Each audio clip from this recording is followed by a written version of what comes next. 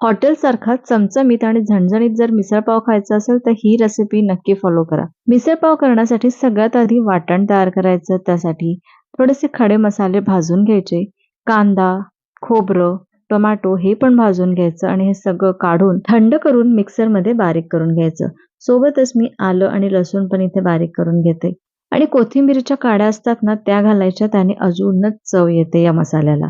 एका कढईमध्ये भरपूर तेल घ्यायचं आणि त्यामध्ये हा मसाला मस्त परतवून घ्यायचा. त्यानंतर सगळे सुके मसाले घालायचे. हळद, तिखट, धणे-जिरे पूड आपण ऑलरेडी धणे-जिरे भाजलेलेच होते. मीठ घालायचं आणि मस्त मोड आलेली उसळ यामध्ये घालायची आणि तेल सुटतपर्यंत याला परतवायचं. त्यानंतर गरम पाणी ॲड करायचं. 15 ते 20 मिनिटं लो टू मीडियम गॅसवर ही उसळ शिजवून घ्यायची.